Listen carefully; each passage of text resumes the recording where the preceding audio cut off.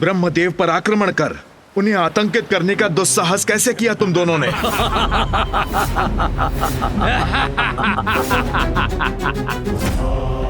ओह, स्वयं तुम ही हो नारायण। तुम आ ही गए हमारे समक्ष। उचित किया। हमारा आदेश तो तुमसे युद्ध करना ही था। सर्वथा उचित है ये। उस वृद्ध देवता से तो हम बाद में निपट लेंगे। सर्वप्रथम तुम्हें ही नष्ट करते हैं। तुम्हें ही नष्ट करते हैं। ही नष्ट करते हैं।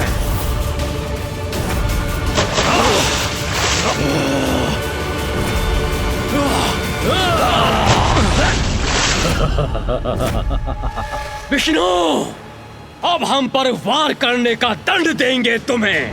अब तुम नहीं, मात्र तुम्हारे अवशेष शेष रहेंगे।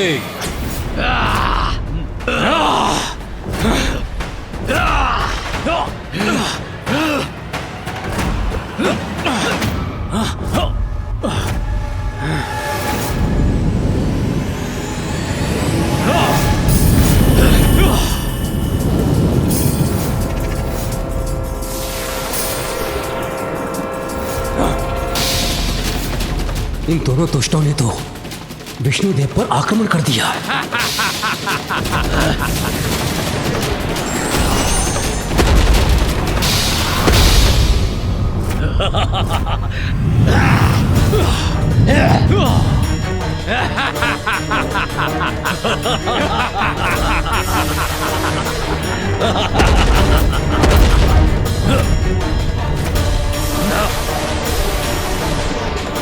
भ्राता कैटब, विष्णु ने तो हमारी ऊर्जा हम पर ही लौटा दी। हाँ भ्राता मधु, हट जाओ अपने मार्ग से, अपनी रक्षा करो। ये ऊर्जा तो मुझ तक पहुंचने ही वाली है, किंतु मैं रोक दूंगा इसे।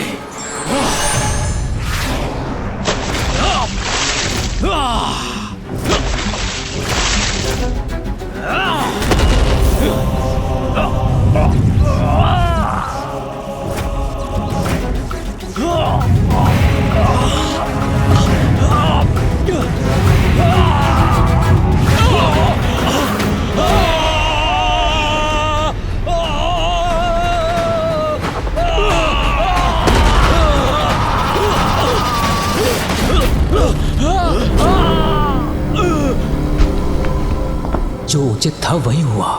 ये दोनों दुष्ट असुर नष्ट हो गए। धन्यवाद नारायण। इन असुरों के साथ इनके आतंक का भी अंत हुआ।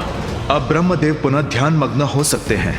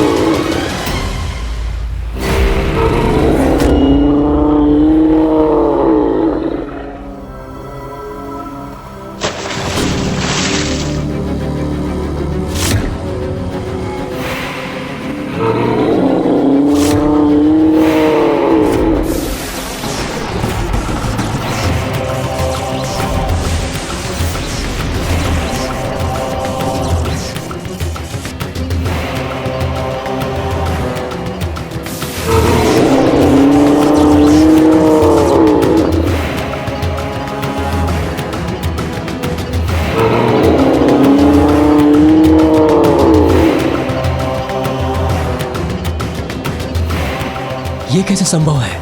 इन दोनों का तो वध कर दिया था नारायण ने। पुनर्जीवित हो गए ये, तो मैं पुनः इन्हें नष्ट करूंगा।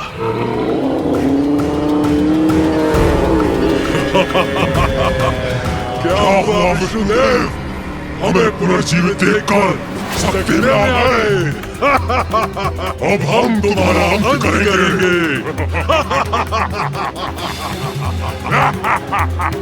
किंतु कैसा प्रहार करूं जिससे ये पुनः जीवित ना हो सके? करो गुरु, हमारे अंत के उपाय का विचार अवश्य करो। हम पर वार भी करो, किंतु हमारा अंत कदापि नहीं कर सकोगे तुम विष्णुदेव।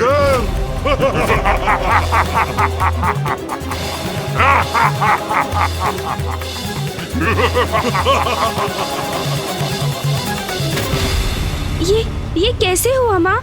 मामा जी के द्वारा मधु और कैटअप के वध करने पर भी वो पुनर्जीवित कैसे हो गए?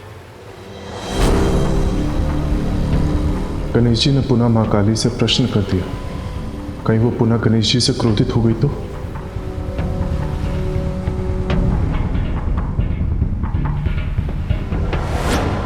मैल तो आखिर मैल ही होती है, कितनी बार भी हटा दो पुनः एकत्रित हो ही जाती है।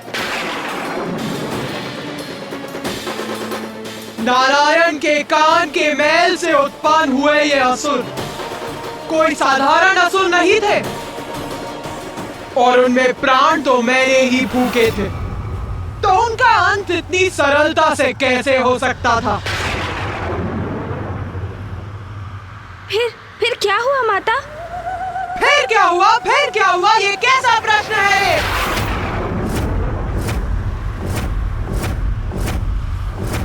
फिर वही हुआ जिसके लिए मैंने उन्हें उत्पन्न किया था, जिसके लिए मैंने उन्हें प्राण दिए थे। युद्ध, भयंकर युद्ध।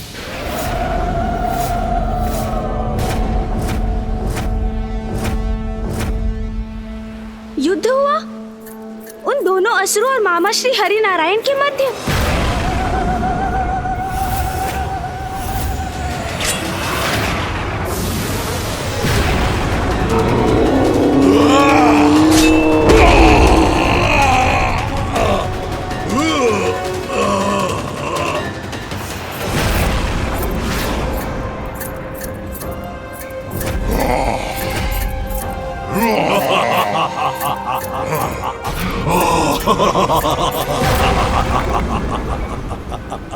हे नारायण, देखो इधर, हम तो पुनः युद्ध करने आ गए।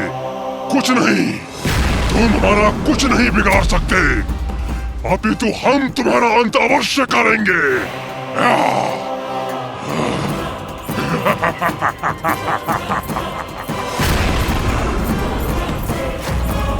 इन दोनों विकराल असुरों से नारायण कैसे पार पाएंगे? अग्नि प्रहार।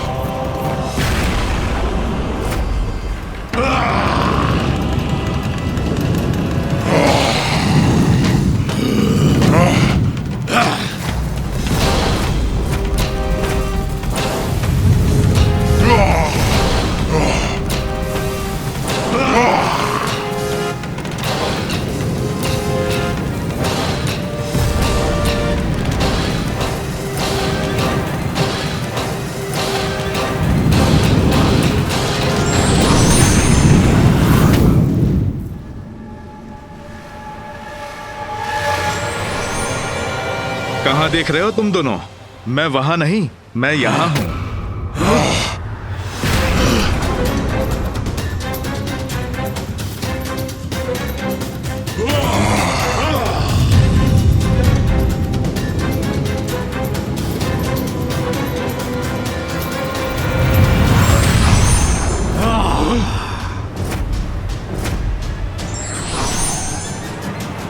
वहां नहीं, यहाँ।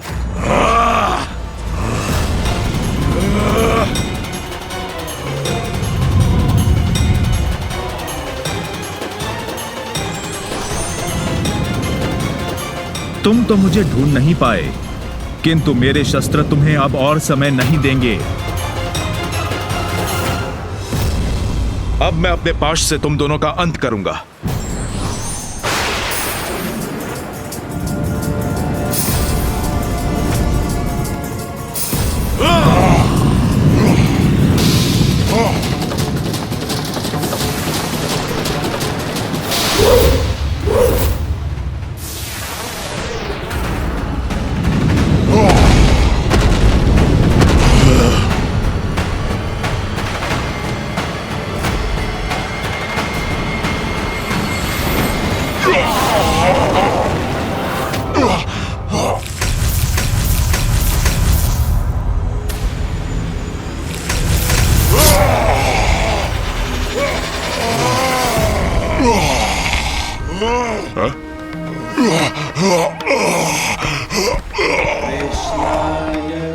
बार नारायण के प्रहार ने इतना कष्ट पहुंचाया है इन असुरों को कि कदाचित ये पुनः जीवित नहीं हो सकेंगे। तुम्हारी दुष्टता का ऐसा ही अंत होना था।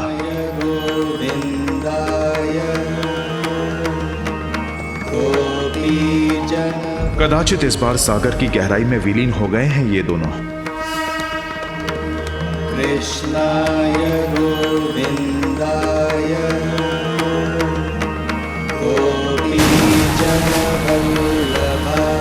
ये कैसी ध्वनि है?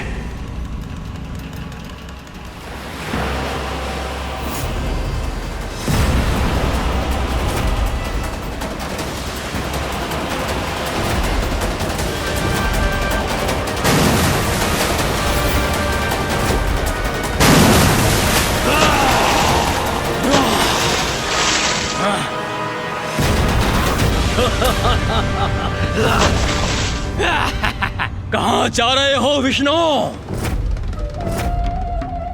हम तो अब भी यही हैं। हमारा युद्ध अभी समाप्त नहीं हुआ है।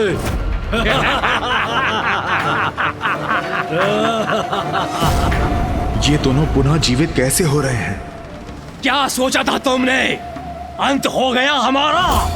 तुम हमें नष्ट नहीं कर सकोगे। किंतु अब हम करेंगे तुम्हारा अंत।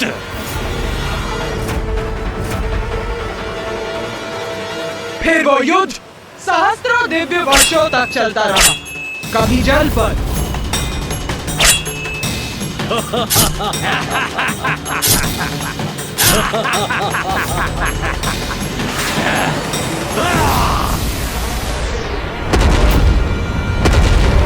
विष्णुदेव, लो अब संभालो हमारा प्रहार।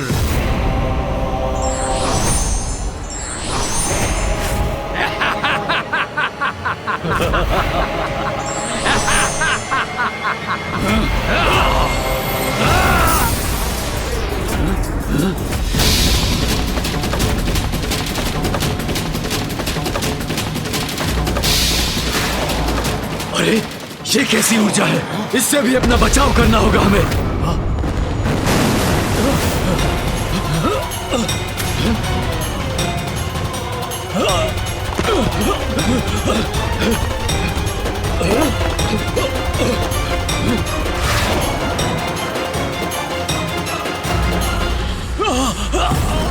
भ्राता कैटब, ये तो विचित्र कौतुक रचा है विष्णु ने। हाँ भ्राता मधु, जल को हिम में परिवर्तित कर दिया। इसका क्या कारण है? कारण अभी ज्ञात करना होगा। हाँ, विष्णु से ही पूछ लेते हैं।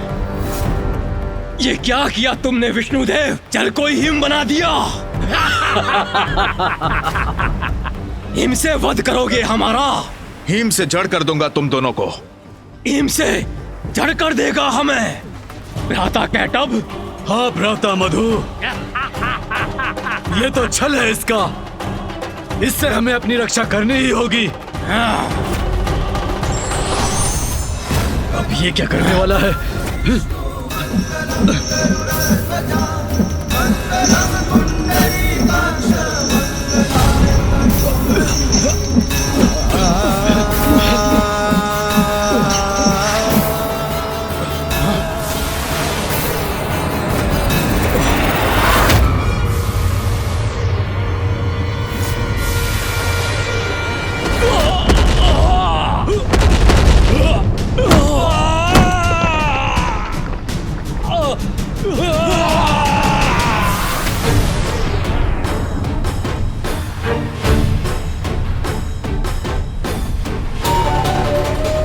अब कदाचित पुनः गतिशील नहीं हो सकेंगे ये असुर।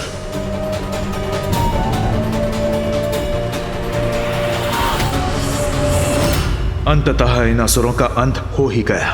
और फिर कभी वो युद्ध स्थल पर पहुंच गया, जल के नीचे। किंतु युद्ध निरंतर चलता ही रहा।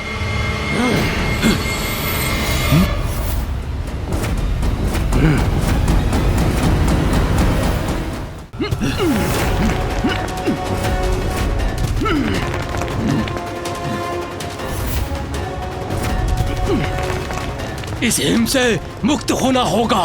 हाँ भ्राता मधु, फिर उस विष्णु के प्राण मुक्त करेंगे हम। अभी भी जीवन शेष है इनमें। इन दोनों के अंत का क्या उपाय है?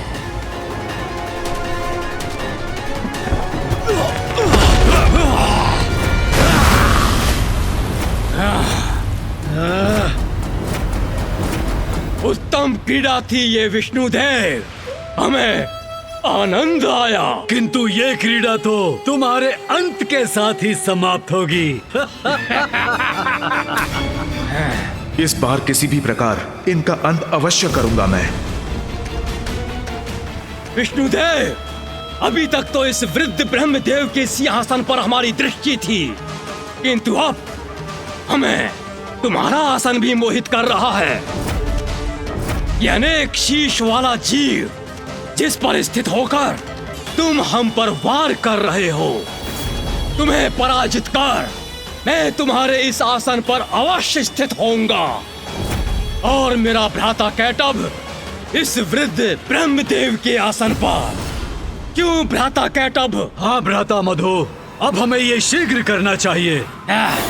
इनका दुस्साहस अब सभी सीमाएं लांघ चुका है। अब इनसे निर्णायक युद्ध करना होगा मुझे। विष्णुदेव, अब शीघ्र तुम्हारे प्राण तुम्हारे शरीर से विलग करूंगा मैं।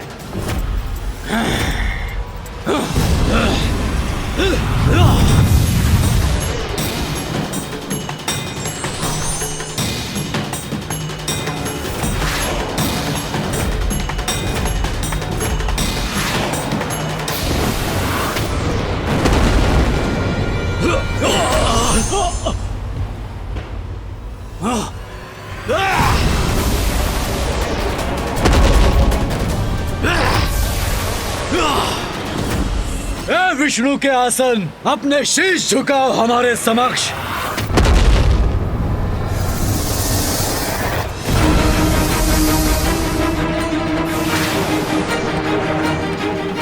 ये तो विष प्रहार कर रहा है हम पर।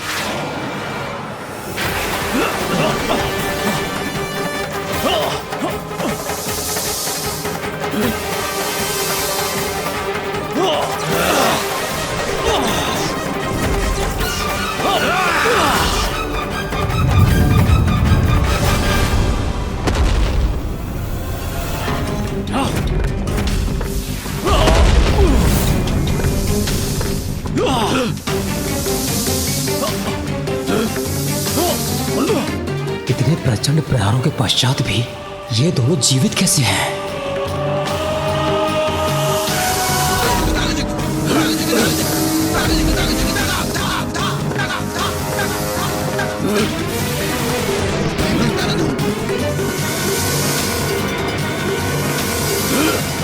बस बहुत हुआ दोस्त, अब तुम्हारे प्रहारों का भी अंत करना ही होगा।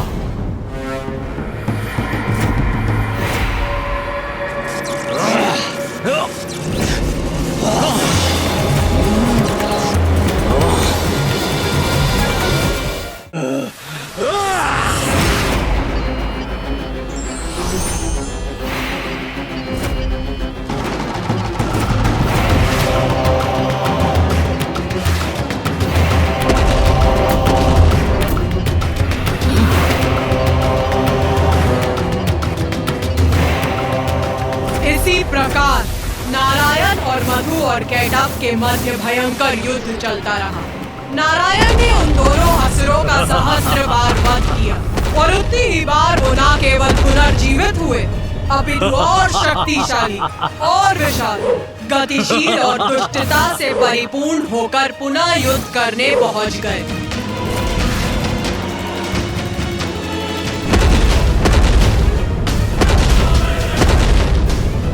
ये कैसे असुर हैं जिनका वध नारायण भी नहीं कर पा रहे हैं?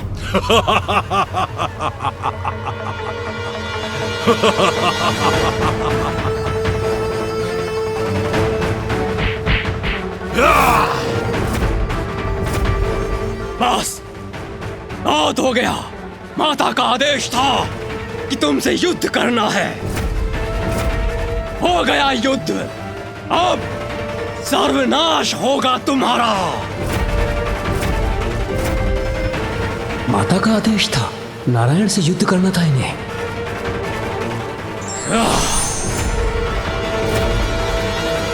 फिर क्या हुआ माता?